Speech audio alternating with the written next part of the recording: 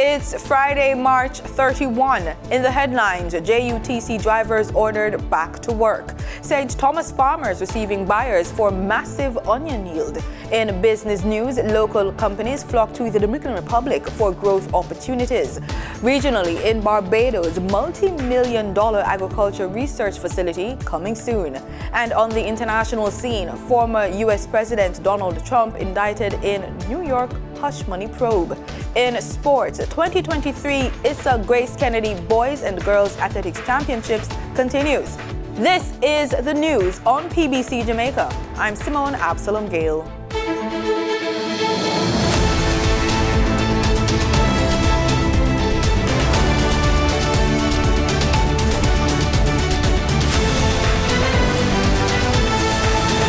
Workers at the Jamaica Urban Transit Company, JUTC, who have been on strike, should return to work today. The Ministry of Labour ordered the workers back to work. According to the order, drivers scheduled for the 7 p.m. shift are to resume duties, while those rostered for other shifts are to report to normal duties. Operations at the state-owned bus company were disrupted for 2 days after drivers withdrew their service amid complaints about their salaries. Corporate Communications Manager at the JUTC, Cecil Toms, says the back-to-work order followed a meeting on Thursday at the Ministry of Labour that involved the company's management and the University and Allied Workers Union, which represents the drivers. Onion farmers in St. Thomas will be receiving market support for their massive production. The farmers shared their concerns recently about the massive yield of onions without a market to sell them. So we have to spend out of our pocket this time to get seeds, and seeds are not cheap.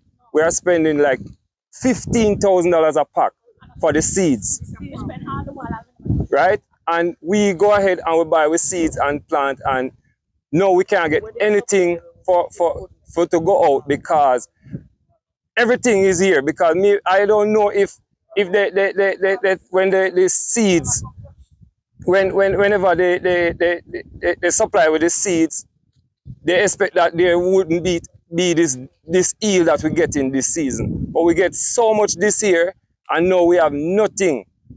No market for it, no market whatsoever. So that is what we need. We need the product to leave the field. We cannot sleep in the farm anymore.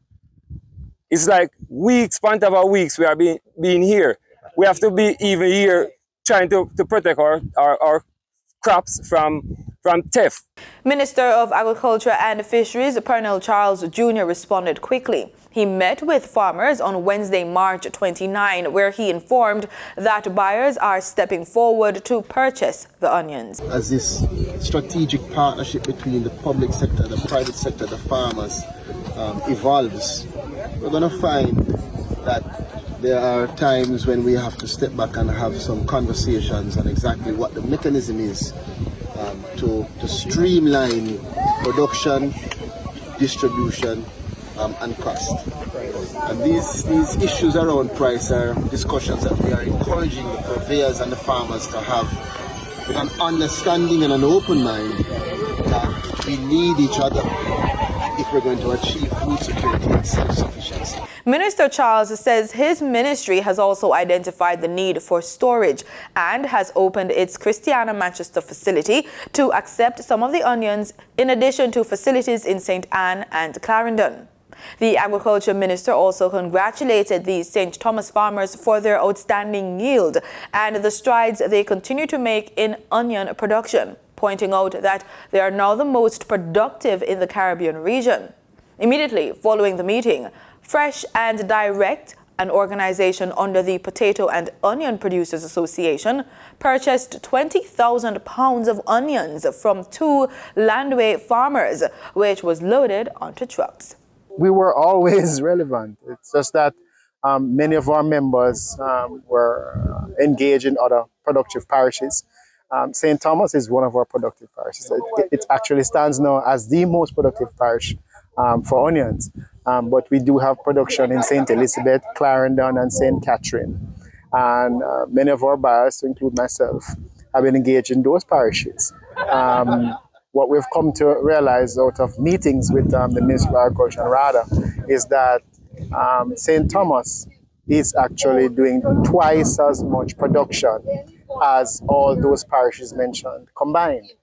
So therefore, we have to pay special attention and focus on St. Thomas. Justice Minister Delroy Chuck says the Electronic Transactions Act represents one of the measures the government is using to maximize operational efficiencies and improve productivity levels in the island's courts. Under the act, police officers will be able to download electronic warrants and serve them to motorists who have failed to pay their outstanding traffic tickets. He says over 70% of the total annual caseload in the court system comprises of traffic matters. We have a situation, where every week, 3,000 approximately, warrants need to be issued across the parish courts. In Kingston and St. Andrew alone, in excess of 1,500. Just consider the paper-based issuing of a warrant. They have to be written up for each ticket, signed by the judge before it is available for execution. And that is why, Madam Speaker, not many warrants have been issued. He says between February 1 and March 27, a total of 66,428 tickets have been issued for violations of the Road Traffic Act and regulations. Of this number, Madam Speaker, payment was made for 27,617 at the various tax collectorates across the island. 246 were settled in the courts, and 5,511 will likely require the issuance of warrants in the short term.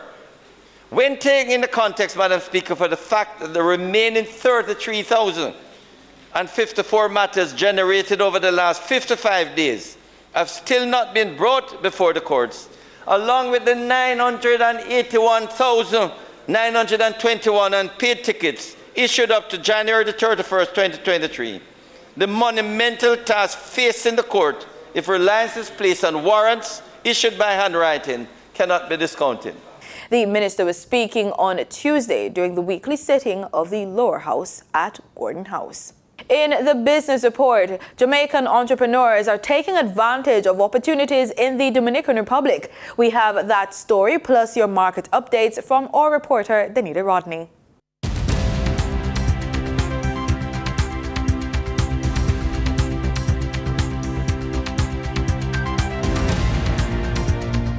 A number of companies across various industries are part of a delegation now in the Dominican Republic seeking to expand operations as they build out sustainable export opportunities in and outside of the Caribbean region.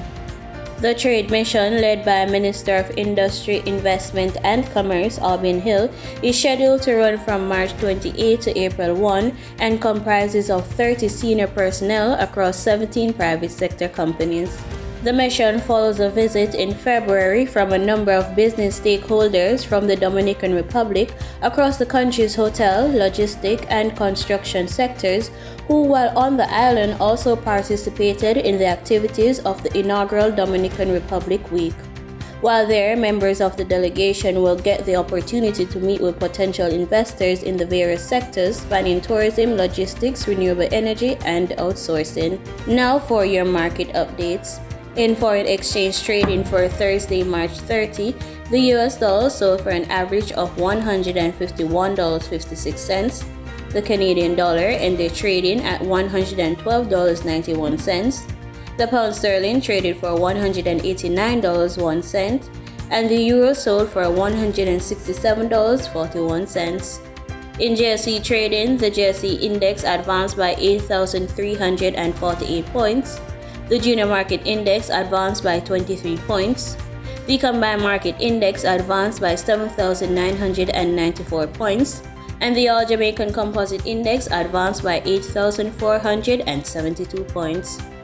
Overall market activity resulted from trading in 125 stocks, of which 56 advanced, 34 declined, and 35 traded firm. Stocks advanced for Access Financial Services Limited, Barita Investments Limited, and Berger Paints Jamaica Limited. Stocks declined for 138 Student Living Jamaica Limited, 138 Student Living Jamaica Limited Viable Preference, and Cargo Handlers Limited. Trading Firmware, AMG Packaging and Paper Company Limited, Blue Power Group Limited, and Carreras Limited.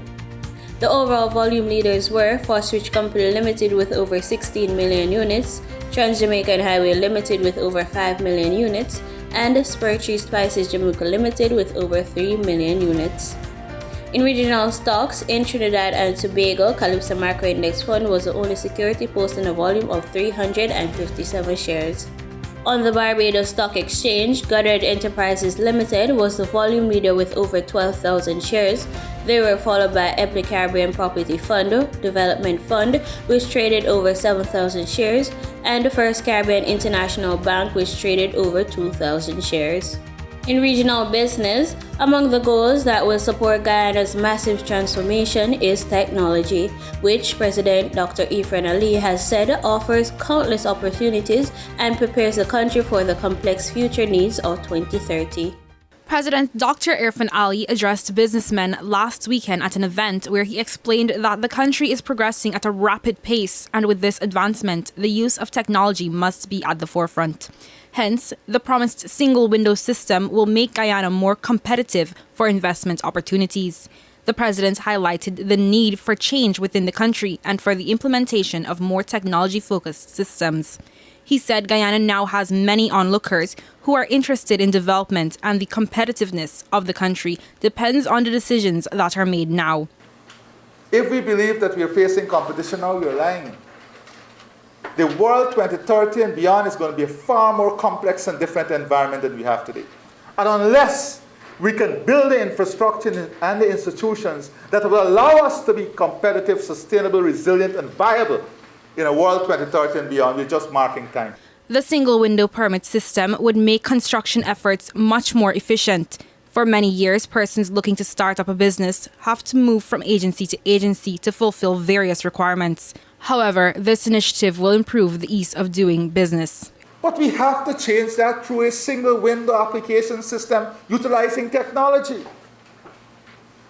In regional news, after 19 years, the government of Trinidad and Tobago has emerged victorious in the multi-million-dollar civil asset forfeiture claim in Miami, linked to the construction of the Piarco Airport Terminal building. The jury concluded that businessman Steve Ferguson, former UNC Minister Brian Quaitang, and U.S. businessman Raul Gutierrez Jr. were liable for over $30 million in damages suffered by TNT. The state is also entitled to prejudgment interest of at least US $25 million. The final judgment will be in excess of US $100 million, or approximately 700 million TT dollars. Speaking to TTT News, corporate representative, former Attorney General Faris Al-Rawi, said the ruling was a win for the citizens of TNT. After 19 years of litigation in the Miami courts, the people of Trinidad and Tobago are the beneficiaries of approximately 700 million Trinidad and Tobago dollars. The state is extremely grateful that the due process in the U.S. courts has produced a judgment via a jury, which sat before a judge. And the state's obligation at this point is to pursue the enforcement of the judgment, the collection of interest, and the collection of costs. The verdict means that this country will get triple the damages it sought automatically under the U.S. Racketeering, Influence and Corrupt Organizations RICO law. Mr. Al-Rawi said the state looks forward to reporting on the matter in due course. Our attorneys in the United States are a firm by the name of White and Case, and they are very competent attorneys. They're very well-known international attorneys, and they will be taking the steps that are necessary to produce the benefit for the people of Trinidad and Tobago. Barbados is stepping up efforts to become world leader in agricultural research. On Thursday, officials took a major leap in that direction when they broke ground on a multi-million-dollar research park in JUCC St. Thomas. Shakira Griffith reports. The Duke's Agricultural Research Park will be situated on 28 acres of land at Duke's Estate, donated to the University of the West Indies by Charles and Vanessa Edgell. Construction of the St. Thomas facility and a 45-acre agriculture training institute earmarked for St. Lucie is being funded by a $34 million bilateral grant between the Barbados government and the People's Republic of China. Principal and Pro-Vice Chancellor of the University of the West Indies Cayfield campus, Professor Clive Landis, explains that JUCS will focus on agricultural research and innovation. Already, the university has plans to set up a cannabis germplasm repository as the island works to build out its medicinal cannabis industry. The Cayfield campus has already been granted a provisional cannabis research license, which allows it to undertake the necessary research at germline level to optimize gene expression for generation of new cannabis varietals for medicinal purposes. The UWI Cayfield campus and the Ministry of Agriculture, Food and Nutritional Security will collaborate seamlessly on the phases of medicinal cannabis production, from germline research, elucidation of new varietals, extension agriculture, purification of medicinal cannabis products, quality control, and certification to bring to market. The research facility, which is expected to bolster the country's food security and food sovereignty, has the backing of the Barbados government, according to Prime Minister Mia Amour-Motley. This is the country that led the world in research in cane breeding in the 19th century. This is the country that was responsible for the development of the grapefruit as a cross between the shallot and the orange. And it cannot be acceptable that having done all of that work, that we now at a time when technology is even more aggressively leading the way for research in agriculture, that we are not among those to be counted in the race. Antigua's Prime Minister Gaston Brown has again expressed his government's sadness at the tragic boat tragedy in which 3 Cameroonians died and several other West Africans remain missing. Prime Minister Gaston Brown spoke with ABS News in an interview on Thursday, outlining the sequence of events and how the government intends to resolve the issue. Garfield Burford reports. 14 West Africans and 2 Antiguans and Barbadians who were rescued early Tuesday morning are being processed by the authorities in St. Kitts and Nevis. I asked Prime Minister Brown about the coordination with Kittitian officials. I don't want to preempt my colleagues in St. Kitts and Nevis, but we have already signaled that we are willing to accommodate them. And if we have to assist with the burial as well, those who pass, said we'll do so. And again, let me express my condolences to the family members of the bereaved. It's very unfortunate tragedy. He says Antigua and Barbuda has been making several steps over the past 5 years to deepen linkages with the African continent and says the air bridge was one part of this effort. The Prime Minister says the aim was to get Air Peace to fly here with charter services, but the requisite air services agreement was not ready, which resulted in Air Peace going to Jamaica instead. Last August, we had a partnership with Marvelous Mike, along with Euro Atlantic, to lease a plane and to establish Antigua Airways. Again, with the noble intention of establishing this air link between Africa and the Caribbean to ensure that there's greater people-to-people exchanges, more investments, more trade, especially tourism trade. You recall that we had the inaugural flight on November 1st, which we were all justifiably proud when that plane landed here. Practically all of the individuals who came on that flight returned home. In international news, for the first time in history, a former United States president is being charged with a crime. Donald Trump has been indicted by a grand jury in New York. More from Al Jazeera. After more than a week of intense speculation and anticipation, Manhattan District Attorney Alvin Bragg leaves his office in New York, having just made history. Minutes later, a spokesperson confirmed that a grand jury Bragg convened had voted to indict former President Donald Trump over alleged hush money to a former adult film star, and that prosecutors were working out the arrangements with Trump's lawyers for the former president to turn himself in to authorities. It wasn't long before a typically combative Trump responded through a post on social media. Trump calling the indictment an attack on our country, the likes of which has never been seen before. Stormy Daniels and her alleged sexual encounter with Donald Trump is at the center of the criminal case against the former president, after she threatened to go public about the affair in the final days of Trump's 2016 presidential campaign.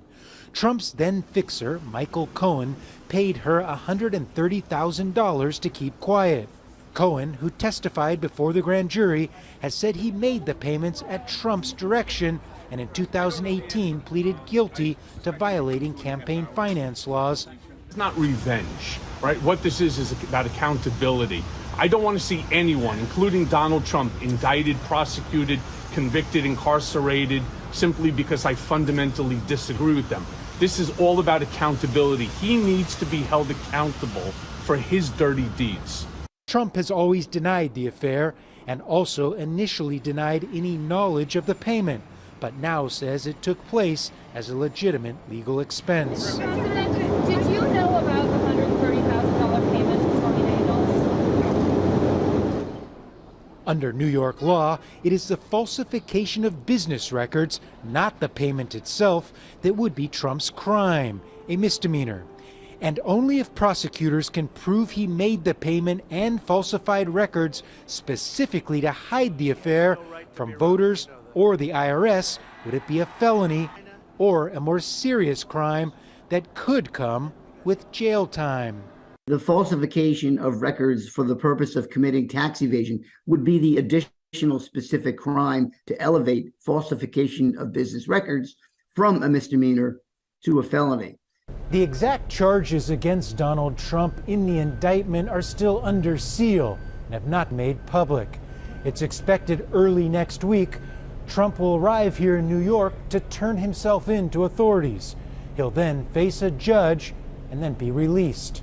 Trump is the first current or former president of the United States to ever face criminal charges. Gabriel Elizondo, Al Jazeera, New York. The United Kingdom has laid out a plan to boost energy security by investing in cleaner and more affordable power sources. It includes funding for offshore wind and carbon capture projects. But critics say the government is just rehashing existing initiatives. It was going to be the Prime Minister's Green Day. In the end, it was rebranded Energy Security Day. Rishi Sunak and his net zero minister were shown around a nuclear laboratory as they launched their plan. We're going to create jobs across the country, we're going to increase our energy security, reduce people's bills and reduce our carbon emissions. The government plan includes a wide range of measures. They're launching an insulation scheme to make 300,000 homes more energy efficient. There's a plan to invest around $300 million in developing green hydrogen as a fuel. It's claimed to be more environmentally friendly. And there's the formal establishment of Great British Nuclear to promote the building of new power plants. Critics point out many proposals are simply reheated versions of old announcements, and in many cases there's no new funding.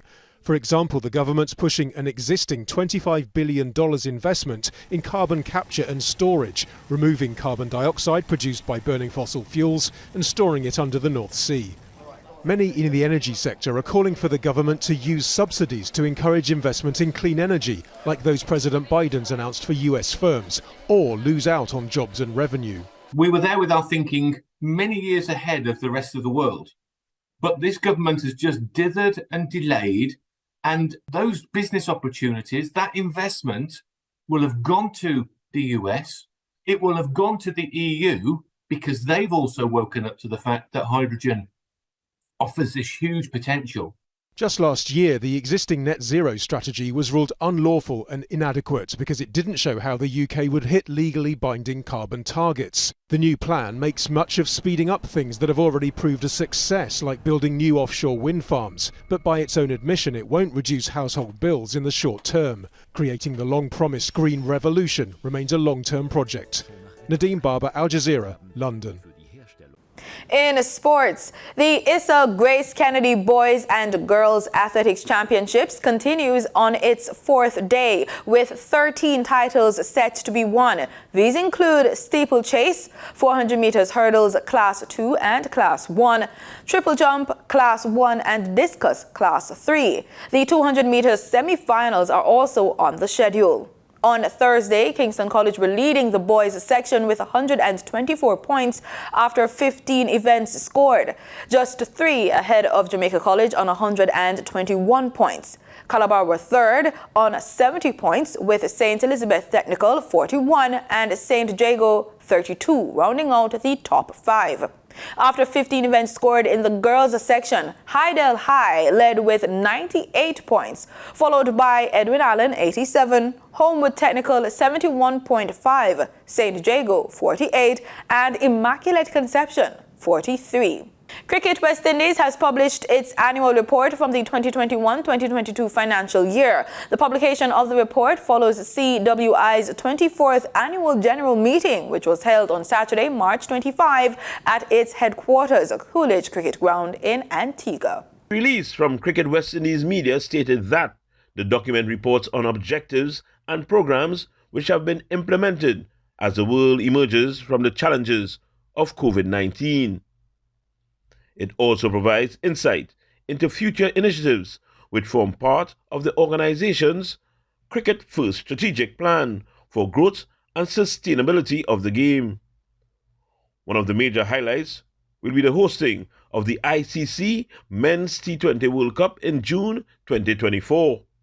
Another major initiative will be the appointment of 2 separate coaches for the senior men's team for red ball and white ball cricket. Chief Financial Officer Kembra Nanton reported that 2022 was a record year for financial revenues due in large part to the intense schedule of international cricket, which included high return tours by England and India of the West Indies. While Commercial Director Dominic Warren highlighted a record year of sponsorship revenues, which have doubled compared to the last full cricket year pre-COVID of 2018-2019. Wayne Cunningham, TTT Sport.